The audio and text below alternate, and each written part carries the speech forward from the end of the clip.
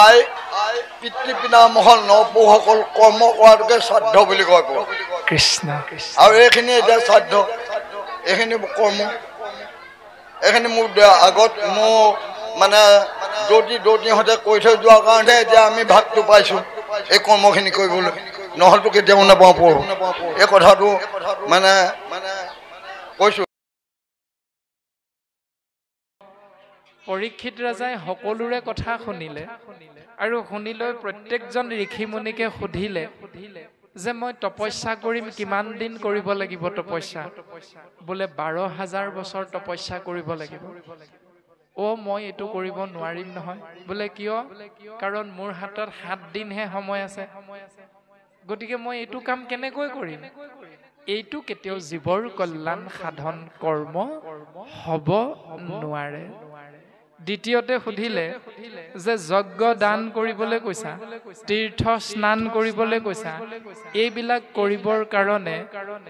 এটি শৰীৰধাৰী মনুষ্যক কিমান সময়ৰ প্ৰয়োজন হ'ব? অতি কমেও 100 বছৰ, অতি কমেও 30 দিন। মই এইকেইটাও কৰিব নোৱাৰিম। বোলে কিয়? কাৰণ মোৰ হাতত 7 দিনহে সময় আছে। এনেকৈ প্ৰত্যেকজনকে সোধোতে প্ৰত্যেকজনাই উত্তৰ প্ৰদান কৰা সেই কথাখিনি পৰীক্ষিত ৰাজাৰ মনপুত নহ'ল, হৃদয়ংগম নহ'ল। সেইকাৰণে পৰীক্ষিত নামৰ জীৱ আত্মাই চিন্তা কৰিলে যে যিহেতু মোৰ হাতত 7 দিনহে আছে, এই 7 দিনত মই কেনেকৈ এই সংসাৰৰ পৰা তৰি যাব পাৰিম? এই চিন্তা কৰি থাকোঁতেই সৰ্বশেষত এজন পৰম গুৰুৰ কৃপা লাভ কৰিলে। সেই গুৰুজনাৰ নাম হ'ল কৃষ্ণ দ্বৈপায়ন বেদব্যাসৰ সুযোগ্য সন্তান মহামানী শোকগুৰু। শোকগুৰুৰ কৃপা ধন্য হ'ল আৰু পৰীক্ষিত ৰাজাই শোকগুৰুৰ চৰণ কমলত সেই বাকী ঋষিমুনিসকলৰ অগ্ৰত প্ৰকাশ কৰা সেই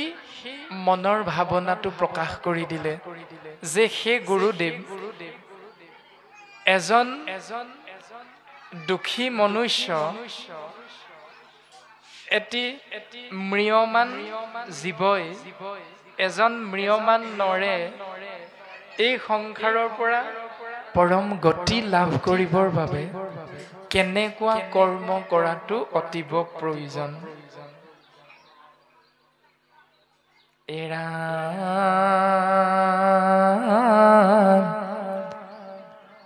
দেৱৰো দুৰ্লভ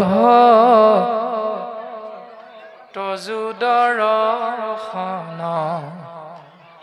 অন্তকালে পাইলো আমি,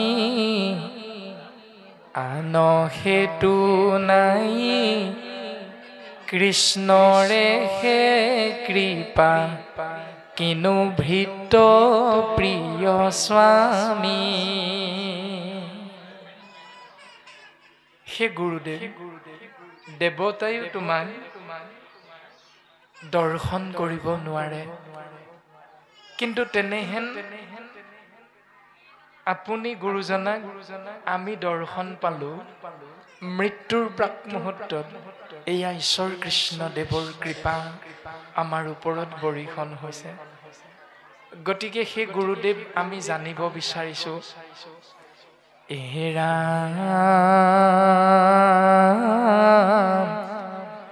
তোমাৰ চৰণে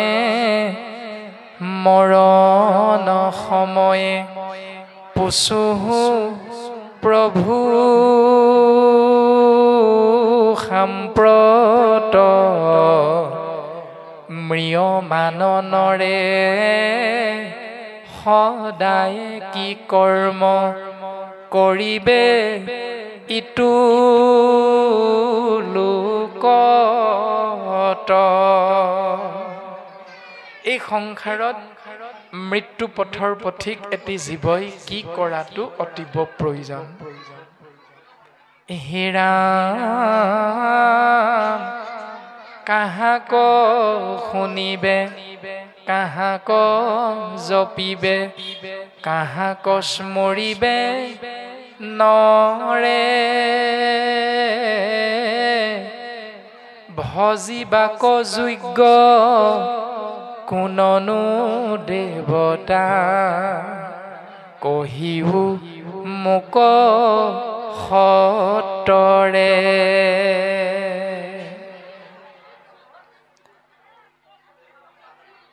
কি কথা শুনিব লাগে কাক চিন্তা কৰিব লাগে কাক স্মৰণ কৰিব লাগে চিন্তা কৰিব লগা সেই দেৱতাজনৰ নাম কি আমাক চিনাকি কৰি দিব লাগে এই বুলি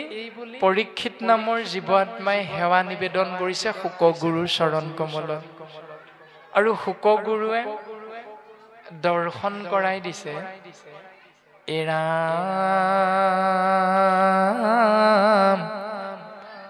পূজই যাক ব্ৰহ্মা হৰে কোননো মৰণৰে তাংক আখি নকৰিবে সেৱ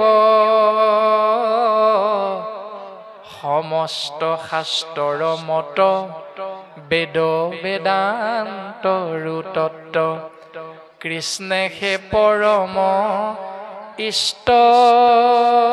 দেৱ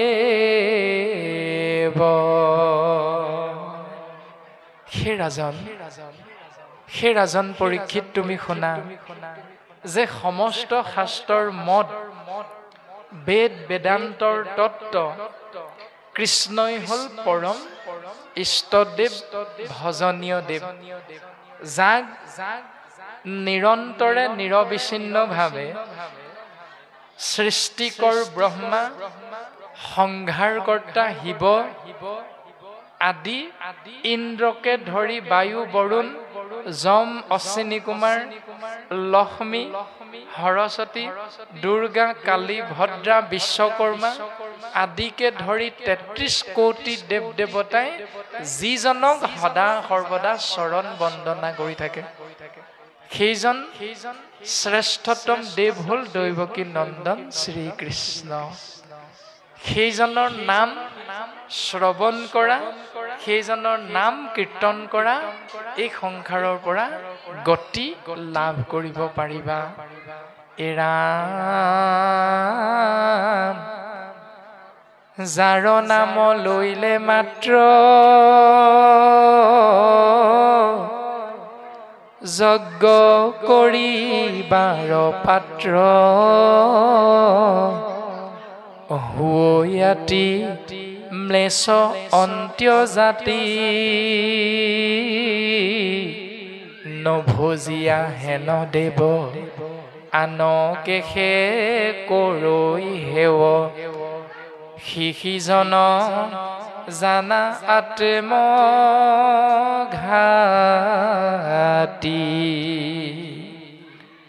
সেইজন ঈশ্বৰ পুৰুষৰ নামত হে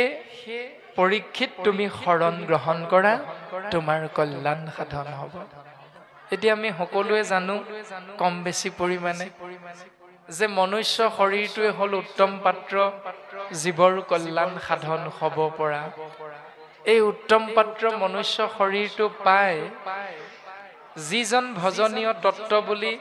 গুৰুজন বস্তুৱে শাস্ত্ৰসন্মতে দৰ্শন কৰালে কৃষ্ণ নিজ ইষ্ট দেৱ কৃষ্ণই হল নিজৰ ইষ্ট দেৱ প্ৰিয়তম আত্মা গুৰু প্ৰিয়তম বুলি কৈছে আত্মা গুৰু বুলি সিদ্ধান্ত দিছে সুহৃদ সুদৰ বন্ধুজন কৃষ্ণতে হে গতিমতী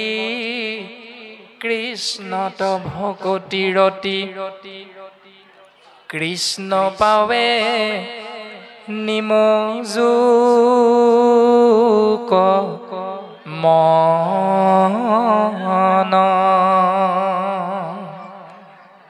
কৃষ্ণই হ'ল জীৱৰ ইষ্টদেৱ মানে ভজনীয় দেৱ।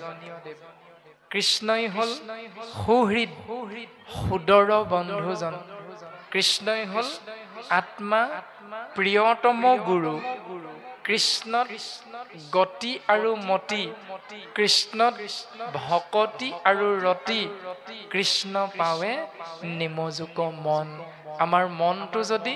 কৃষ্ণৰ চৰণত সমস্ত কাৰ্যত অৰ্পণা কৰি দিব পাৰোঁ, তেতিয়াহ'লে উত্তম শাস্ত্ৰ মহাভাগৱতে সিদ্ধান্ত দিছে, সেই জীৱ ঈশ্বৰ পুৰুষৰ পূৰ্ণ কৃপাৰ পাত্ৰ হৈ পৰম গতি লাভ হ'ব। প্ৰমাণ পৰীক্ষিত নামৰ জীৱ আত্মাৰ পৰম গতি। যিকেইটা পথ পৰীক্ষিতে মানি লোৱা নাছিল, সেইকেইটা পথ আপুনি আমি সমাজত মানি চলিছো নেকি? দান দক্ষিণা, শ্ৰাদ্ধ পিণ্ড, তীৰ্থ স্নান, যাগ যজ্ঞ, অন্য দেৱতাক পূজা কৰা, অন্য দেৱতাক সেৱা কৰা, কৃষ্ণদেৱক এৰি যদি আমি সেইকেইটা কৰি আছো, তেতিয়াহ'লে ভাগৱত শুনিলেও আমাৰ বৰ এটা কল্যাণ নহ'ব। ভাগৱত শুনি শুনি, ভাগৱত পঢ়ি পঢ়ি, আত্ম বিশ্লেষণৰ জৰিয়তে, আত্ম উপলব্ধিৰ জৰিয়তে হৃদয়ংগম কৰি আমাৰ শৰীৰত থকা যিবিলাক স্বভাৱ, সেই স্বভাৱটো আমি পৰিৱৰ্তন কৰিব লাগিব। পৰিৱৰ্তন যদি নকৰোঁ, নামঘৰলৈ গ'লোঁ কৃষ্ণ কথা শুনিলোঁ, নামঘৰলৈ গ'লোঁ ভাগৱত কথা শুনিলোঁ, গুৰু সেৱা কৰিলোঁ, এই কুকুৰটোক যেনেকৈ শিকলিডালে বান্ধি থোৱাৰ সময়খিনিত কাঁহৰ কাঁহীখনত ভাত দিলেও কুকুৰটো শিকলিডাল খুলি দিয়াৰ লগে লগে সি চোৱা পাতনিলে দৌৰ মাৰিবই, সেইটো কুকুৰৰ স্বভাৱ। ঠিক তেনেকৈ ভকতৰ সংগত কৃষ্ণ নাম আশ্ৰয় কৰাৰ পাছত গৃহলৈ যোৱাৰ লগে লগে যদি আকৌ ৩৬৫ দিনীয়া এবছৰৰ ভিতৰত মাজে মাজে বাকী কৰ্মবিলাকেই কৰি থাকোঁ, তেতিয়াহ'লে শাস্ত্ৰই আমাক কুকুৰৰ লগতে তুলনা কৰি গালি পাৰি আছে। চিন্তা আমি প্ৰত্যেকেই নিজে নিজে কৰিব লাগিব। ভাগৱত দৰ্শন সমাজকেন্দ্ৰিক নহয়, ভাগৱত দৰ্শন ব্যক্তিকেন্দ্ৰিক নহয়। অৰ্থাৎ ভাগৱতৰ পদচন্দ, ছবিচন্দ, দুলৰী চন্দ, লেচাৰী চন্দত ক'তো কোৱা নাই শ্ৰীমন্ত শংকৰদেৱ সংঘ, ভাগৱতী সমাজ, নাম ধৰ্ম সমাজ, মহাপুৰুষীয়া সত্ৰ সমাজ, বামুণীয়া পন্থ আদিৰ ভিতৰত ভাগৱতী সমাজত নামটো লিখি লোৱা, নামটো লগাই লোৱা, কৰ্ম সেইমতে কৰা, বৈকুণ্ঠলৈ জখলাডালত তোমালোককহে লৈ অনা হ'ব, এই বুলি ভাগৱতে ক'তো নাই কোৱা। বামুণীয়া পন্থত থকা বৈকুণ্ঠলৈ অনা নহ'ব, এই বুলিও নাই কোৱা। তাৰমানে ভাগৱত দৰ্শন সমাজকেন্দ্ৰিক নহয়, ভাগৱত দৰ্শন ব্যক্তিকেন্দ্ৰিকো নহয়। উপাধি মহন্ত গোস্বামীও হ'ব পাৰে কাৰোবাৰ, উপাধিটো শৰ্মা দেৱী, দত্ত কলিতা গগৈ, বৰগোহাঁই, বুঢ়াগোহাঁই যিয়ে নহওক উপাধি, কিন্তু শাস্ত্ৰত এবাৰো ক'তো কোৱা নাই মহন্ত গোস্বামী শৰ্মা দেৱী এই উপাধিধাৰী মনুষ্যক বৈকুণ্ঠলৈ অনা হ'ব। এই দত্ত কলিতা গগৈ শইকীয়া এইবিলাকক কোনো দিন বৈকুণ্ঠলৈ অনা নহ'ব, এই বুলিও ভাগৱত দৰ্শনটো গুৰুজনে আমাক নাই দেখুওৱা। এটাই সিদ্ধান্ত দিলে, নাম ললে তৰিবা, নললে মৰিবা। এতিয়া নাম লবলে আপুনি মই দৌৰ মাৰো কলৈ? আউনীআটী সত্ৰ। মানে শৰণ লবলে আউনীআটী সত্ৰ, সমাজ বিশেষে শৰণ আচাৰ্য, সমাজ বিশেষে সত্ৰাধিকাৰ আদি আদি স্থানলৈ আমি নাম আশ্ৰয় কৰি জীৱন তৰাই নিবৰ বাবে দৌৰ মাৰো। কিন্তু শাস্ত্ৰত এবাৰো কোৱা নাই শৰণ আচাৰ্যৰ ওচৰত শৰণ লোৱা, শ্ৰীমন্ত শংকৰদেৱ সংঘত শৰণ লোৱা, আউনীআটী সত্ৰত শৰণ লোৱা, দক্ষিণপাট সত্ৰত শৰণ লোৱা, এই বুলি ভাগৱত শাস্ত্ৰত উত্তম গ্ৰন্থত ক'তো কোৱা নাই। যেনেকৈ আমি সংসাৰত পিতৃ মাতৃ হৰিধাৰী মনুষ্য কৃষ্ণ তত্ত্ব ওলাই যোৱাৰ লগে লগে দাহন কাৰ্য কৰোঁ, ঠিক তেনেকৈ কংস নামৰ হৰিধাৰী জীৱ আত্মা যেতিয়া সেই শৰীৰটোৰ পৰা ওলাই গ'ল, জীৱ আত্মাই মুক্তি লাভ কৰিলে হাৰূপ্য আৰু সেই শৰীৰটোক ভগৱন্ত পুৰুষে বিধিমতে দাহন কৰিলে। সেইখিনিতে গোটেইখিনি শাস্ত্ৰসন্মতে কৰ্ম শেষ বুলি শাস্ত্ৰই আমাক সিদ্ধান্ত দিছে। তাৰ পাছত প্ৰকাশ কৰিলে পদচন্দই, অ শুনা সভা সদলোক কৃষ্ণৰ চৰিত্ৰ আতপৰে আন পুণ্য নাহিকে কলিত। সেই সভাসদবৰ্গ কৃষ্ণৰ চৰিত্ৰ শুনা, কিয়নো ইয়াৰ বাহিৰে কলিত অন্য এটা পুণ্য কৰ্ম নাই। ৰামে নাহি সত্য শৌচ কিছু গুচিল আচাৰ বিচাৰত চাবা সবে ভৈলায়ে কাকাৰ। সত্য শৌচ ক্ষমা দয়া এইবিলাক আচাৰ কলিৰ প্ৰভাৱত জীৱৰ মাজৰ পৰা নাইকিয়া হৈ গ'ল। এই সকলোবিলাক আশ্ৰয় গ্ৰহণ কৰি আছে কেৱল কৃষ্ণে এৰিলাতে ধৰণী মণ্ডল। কৃষ্ণই যেতিয়া ধৰণী মণ্ডল এৰি গুচি গ'ল, সত্য শৌচ শ্ৰী ধৰ্ম ধীতি কৃষ্ণৰ লগত গৈ কৃষ্ণৰ লগতে সকলোখিনি গুচি গ'ল। আৰু এই সমস্তখিনি কলিৰ ভয়ৰ পৰা পৰিত্ৰাণ পাবলৈ সমস্তখিনি এক হৰি নাম মাজে ৰৈল। এইখিনি সকলো কেৱল ঈশ্বৰৰ নামত শৰণ গ্ৰহণ কৰিলে। কোনবিলাক? যাগ যজ্ঞ পূজা পাতল দান দক্ষিণা শ্ৰাদ্ধ পিণ্ড ব্ৰত তীৰ্থ স্নান আদি সমস্তবিলাক হৰি নামত আশ্ৰয় গ্ৰহণ কৰিলে। আৰু বৰ্তমান পদে আমাক প্ৰকাশ কৰিছে, হে ৰাম স্বভাৱতে কলিৰ মলিন ভৈল বুদ্ধি দুষ্ট চিত সবক নকৰে তীৰ্থে শুদ্ধি। স্বভাৱতে কলিৰ কৰাল গ্ৰাসত পৰি মলমতি হোৱা মনুষ্যবিলাকে দুষ্ট চিতীয়া হোৱাৰ বাবে তীৰ্থ ভ্ৰমণ কৰি জলত স্নান কৰা প্ৰক্ৰিয়াৰ জৰিয়তে শুদ্ধ হ'ব নোৱাৰে বুলি শাস্ত্ৰই সিদ্ধান্ত দিছে। ৰাম শতবাৰক জলত পখালৈ যদি গাত্ৰ অপবিত্ৰ তথাপি সুৰাৰ যেন পাত্ৰ। আপোনালোকে নিশ্চয় সুৰা চিনি পায়। সুৰা মানে মদ। এই মদৰ গিলাচটো 100 বাৰো যদি গংগাৰ জলত পখালি অনা যায়, সেই সুৰাৰ গিলাচটো বা পাত্ৰটো কেতিয়াও শুদ্ধ নহয় বুলি কৈছে।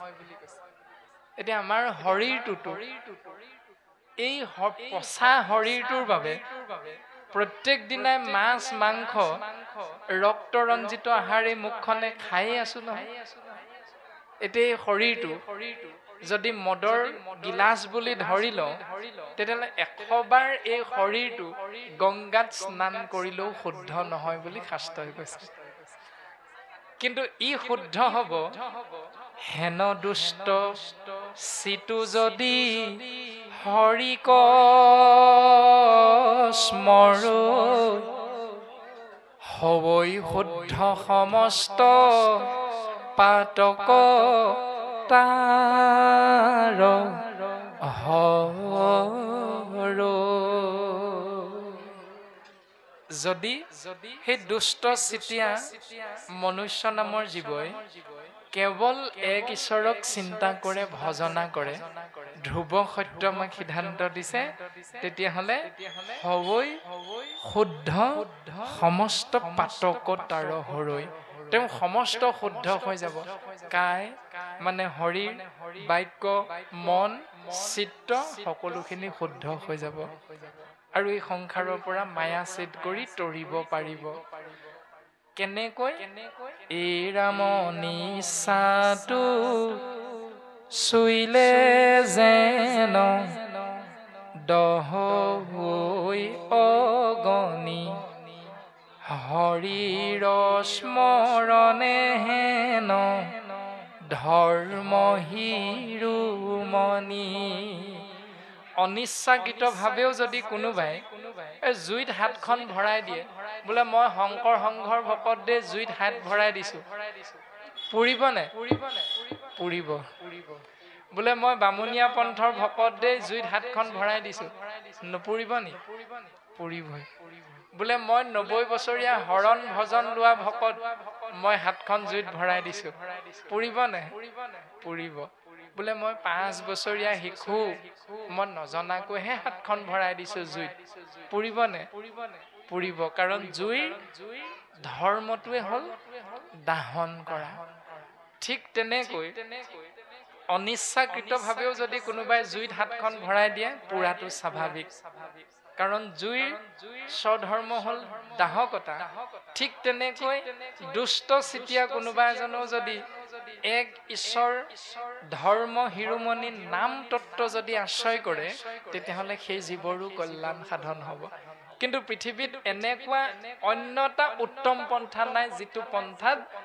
জীৱৰ কল্যাণ হ'ব বুলি কৈছে। তাৰ পাছতো যদি আমি দান দক্ষিণাকে কৰি থাকোঁ, তাৰ পাছতো আমি ছমহীয়া বছৰিকাই কৰি থাকোঁ, তাৰ পাছতো যদি আমি অন্য দেৱক পূজা পাতলেই কৰি থাকোঁ, তেতিয়াহ'লে ভাগৱত শুনাৰ পৰা আমাৰ লাভ হ'বনে নহয়, এইটো আমি চিন্তা কৰাটো অতীৱ প্ৰয়োজন।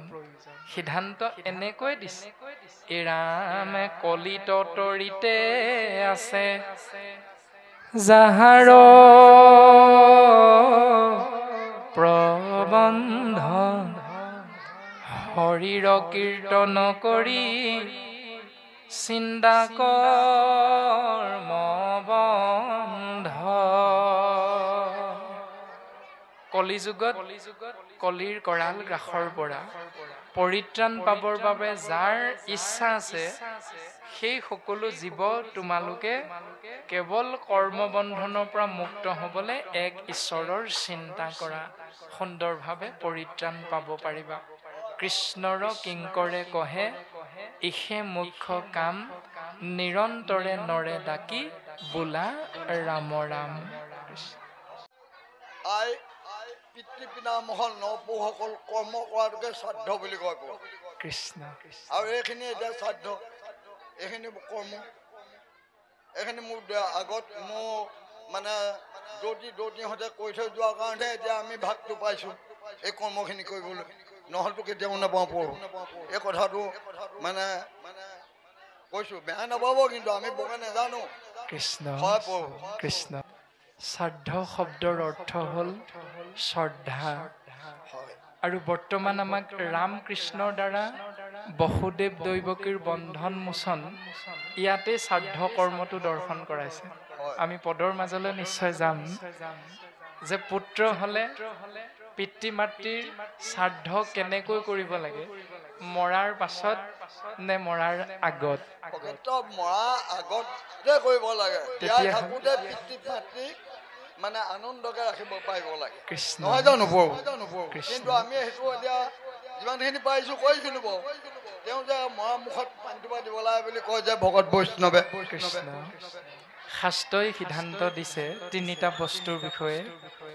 এক হ'ল পৰমাত্মা ইশতত্বৰ জাত নাই,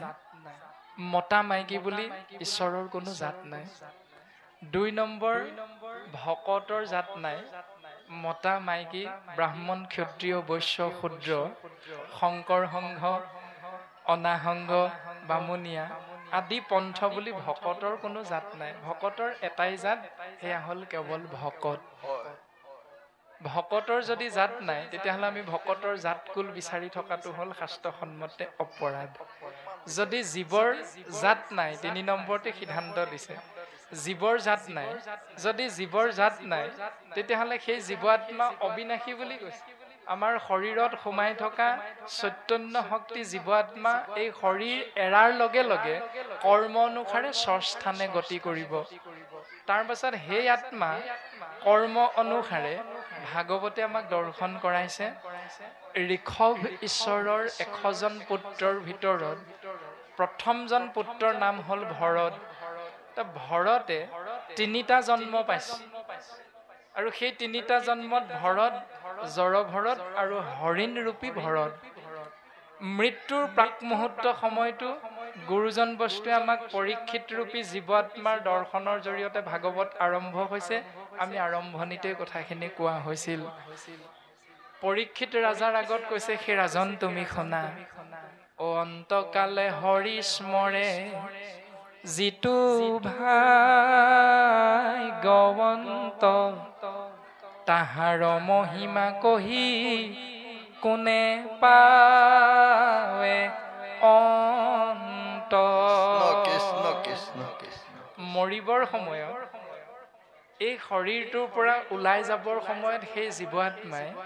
যাৰ কথা চিন্তা কৰি ওলাই যাব সেই জীৱটোৱে গৈ সেই শৰীৰত অৱস্থান কৰে পাছৰ জন্মত ঠিক তেনেকৈ ভাগৱতে ক'লে ভৰতে গোটেই জীৱনটো হৰিণ পোৱালি এটা পোহপাল দি আছিল আৰু মৰিবৰ সময়ত চিন্তা কৰিছে যে মই যদি মৰি থাকোঁ হৰিণ পোৱালিটো কোনে পোহপাল দিব কোনে চোৱা চিতা কৰিব এই হৰিণটোৰ কথা চিন্তা কৰি থাকোঁতেই ভৰতৰ মৃত্যু হৈছে আৰু পাছৰ জন্মত হৰিণ ৰূপে ভৰতে জন্ম ল'ব লগা হ'ল গতিকে সিদ্ধান্ত দিছে এনেকৈ যে এটি জীৱ আত্মাই শৰীৰত থাকি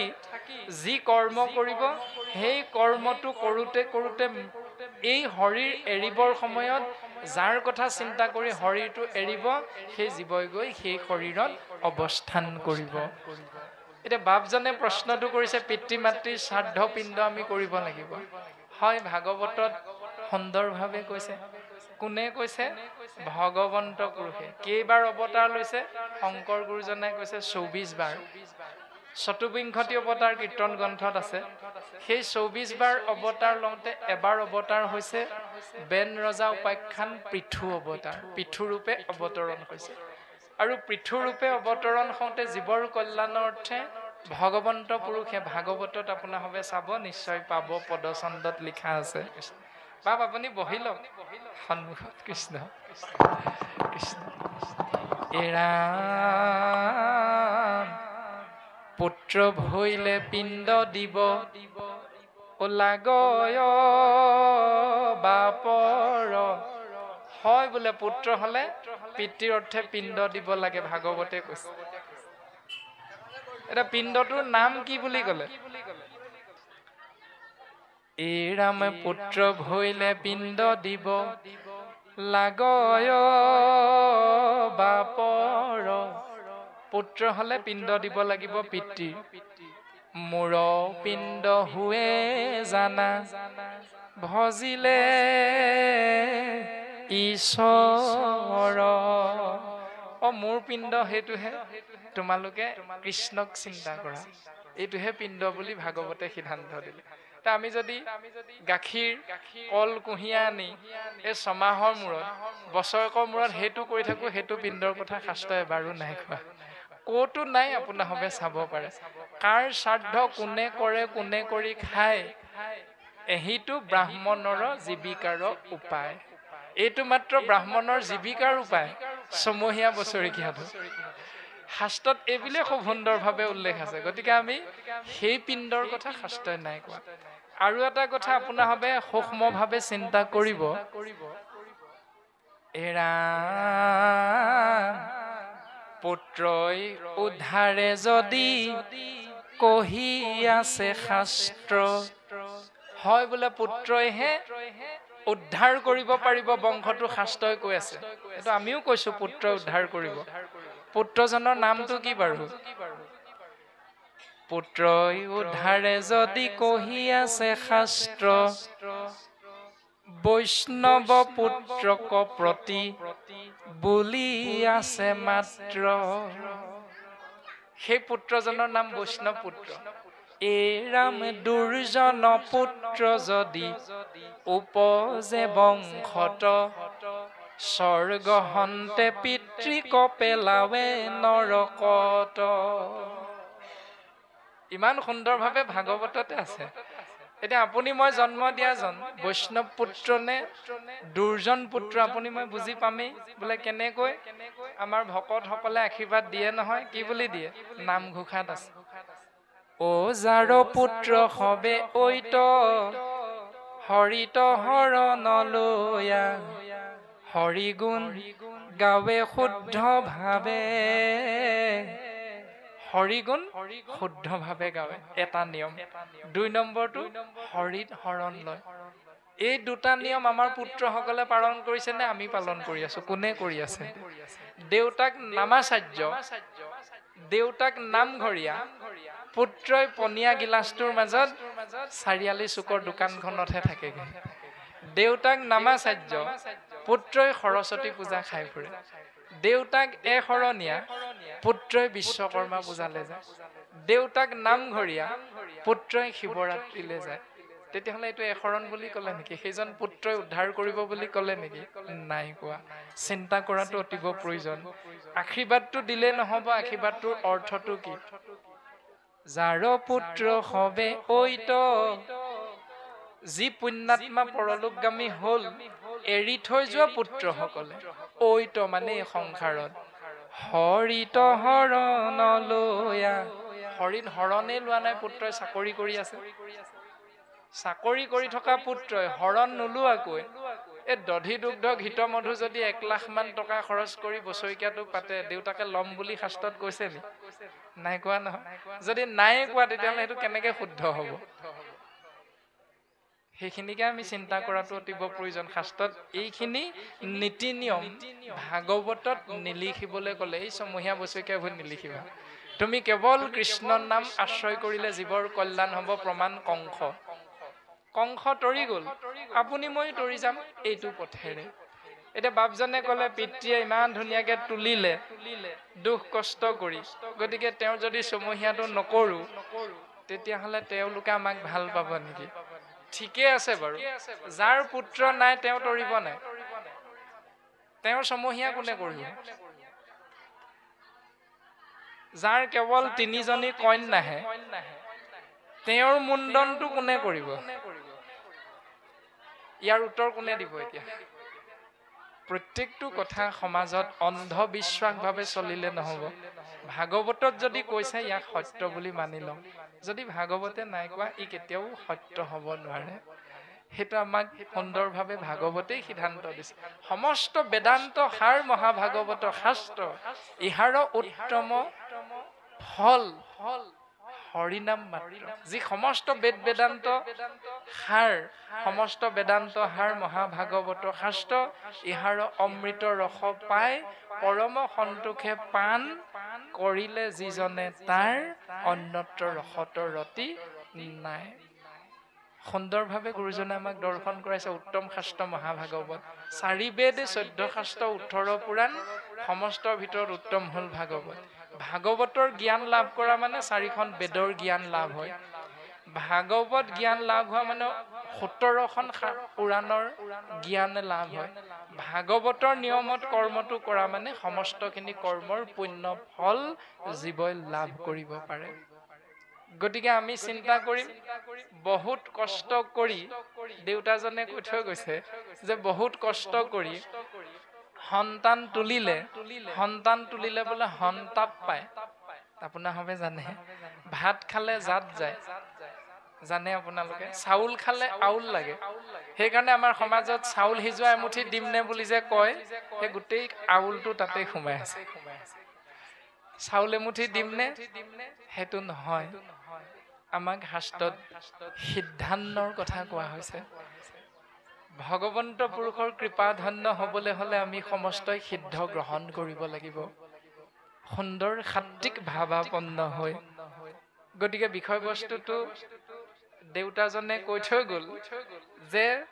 পিতৃ মাতৃ আমাক ইমান সুন্দৰকে দুখ কষ্ট কৰি তুলিলে বোলে আমি এতিয়া পিতৃ মাতৃৰ ছমহীয়া বছৰীয়া শ্ৰাদ্ধ কৰ্ম নকৰিম নেকি কৰিম বৰ্তমান ৰামকৃষ্ণৰ দ্বাৰা বসুদেৱ দৈৱকীৰ বন্ধন মোচনৰ জৰিয়তে আমি কথাখিনি আলোচনা কৰিম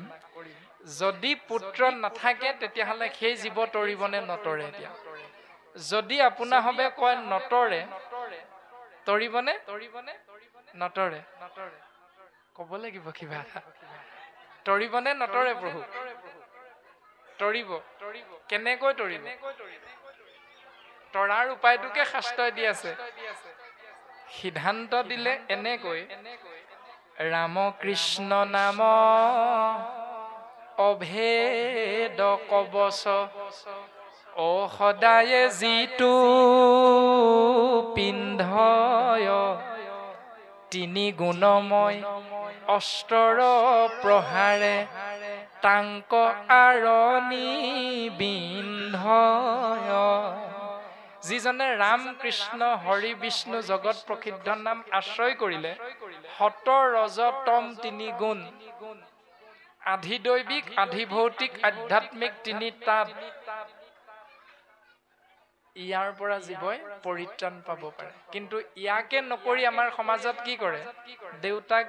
মৰিল পৰলোকগামী হ'ল ৩ দিনত তিলনি আৰু সেই ৩ দিনৰ দিনা ক্ৰিয়া ধৰা সন্তানটোক কি দিয়ে হাতত বাঁহৰ মাৰি এডাল গজাল এটা এমূৰত পুতি সেই মাৰিডাল লৈ ফুৰিবলৈ কয় কেলে কয় মাৰিডাল ল'বলৈ সেই প্ৰেত আত্মা পিতৃৰ প্ৰেত আত্মাই আহি যাতে তোক আমনি নকৰে উদ্দেশ্যটো এইটোৱে বাঁহৰ মাৰিডালত গজাল এটি দিয়াতকে মেচিদা এখন দি দিলেই হয় দেখোন তেতিয়া বেছিহে ভাল শাস্ত্ৰই এইবিলাক এটা কথাও কোৱা নাই যি হৰিত হৰণীয়া হ'ল যি ৰাম কৃষ্ণ হৰি বিষ্ণু অভেদ কবচ আশ্ৰয় কৰিলে সি সেইবিলাক একো কৰিবলৈ প্ৰয়োজন নাই প্ৰমাণ আপোনাৰ হবে পাইছে ভক্ত প্ৰহ্লাদে মাতৃগৰ্ভত ৰাম নাম পাইছে সেই ৰাম নাম আশ্ৰয় কৰাৰ বাবে হিৰণ্যকশিপুৰে কিমান অত্যাচাৰ কৰিছে প্ৰহ্লাদক কিবা এটা হ'লনে ভাওনা চাইছে নাই আপোনালোকে যদি সেই ভাওনাটো চাই প্ৰহ্লাদৰ উপদেশখিনি নলৈ আকৌ যদি দেউতা মৰিল বুলি মা মৰিল বুলি সেই বাঁহৰ লাঠিডাল লৈ ঘূৰি ফুৰে সেইটোত জীৱৰ কল্যাণ নাই শাস্ত্ৰই এইখিনিহে আমাক কৈ আছে উপদেশ যিটো নিয়ম পালন কৰিছে এই নিয়মটো যদি ভুল তেতিয়াহ'লে ভাগৱত শুনি আকৌ সেই নিয়মটোকে যদি কৰি থাকো কতো মন্দ মতি শাস্ত্ৰ নকৰে বিচাৰ কৰৈ কুল ধৰ্ম পূৰ্ব পুৰুষ আচাৰ সেইসকলক মহামূৰ্খ বুলি কৈছে যিসকলে শাস্ত্ৰ বিচাৰ নকৰি পূৰ্বপুৰুষৰ পৰম্পৰা কৰ্ম কৰে পূৰ্বপুৰুষৰ পৰম্পৰা কৰ্ম কি আপোনাৰ হবে জানে বাপজনে আৰু এটা শব্দ কৈ থৈ গৈছিল ন পুৰুষ 14 পুৰুষ কৈছিল নে দুটা শব্দ 9 পুৰুষৰ চাউল খোৱা 9 পুৰুষ কিমানৰ পৰা ধৰা হয় বাৰু 9 পুৰুষ কিমান জনৰ পৰা ধৰা হয় 14 পুৰুষো আছে নহয় এটা নিসিংহ গোসাঁই প্ৰহ্লাদক কি বুলি কৈছিল তই বৈষ্ণৱ পুত্ৰ ভৈলি যাৰ 21 পুৰুষ উদ্ধাৰ কৰিলি তাৰমানে আমাৰ 21 পুৰুষ আছে আমি 14 পুৰুষতে লাগি আছো এতিয়া 21 পুৰুষলৈ কোনদিনা যামগে আমিতো 9 পুৰুষতহে ধৰি আছো 14 পুৰুষ পাৰ হ'ব লাগিব 14 পুৰুষ পাৰ হৈ 21 পুৰুষ পাবগে লাগিব তেনে 21 পুৰুষৰ আগত শুদ্ধ নিয়মটো কি আছিল এতিয়া সত্য যুগ ত্ৰেতা যুগ দ্বাপৰ যুগ আৰু কলি যুগ এতিয়া মাধৱ গুৰুজনে নামঘোষাত কৈছে নহয় মিনতি বচন বোলো সৰ্বজন শুনিও শাস্ত্ৰৰ মৰ্ম কেতিয়া শুনিবা বোলে আপোনাৰ কুশল চাবা যেবে তেবে নেৰিবাহা যুগ ধৰ্ম যেতিয়া ল'ৰাটোৰ জ্বৰ হয় নামঘৰলৈ কোনোবা যায় নি নেযায় কলৈ যায় জ্বৰ হলে মেডিকেললৈ সেইটোৱে যুগ ধৰ্মটো সময়ৰূপী কৰ্ম যুগ ধৰ্ম মানে সময়ৰূপী কৰ্ম সেইটোৱে যে জ্বৰ হৈছে নামঘৰলৈ নগৈ ডাক্তৰৰ ওচৰলৈ গৈছে 2 নম্বৰতে আমি চিন্তা কৰিম এই 9 পুৰুষ 14 পুৰুষ 21 পুৰুষ পাৰ হৈ ও আদি সত্য যুগে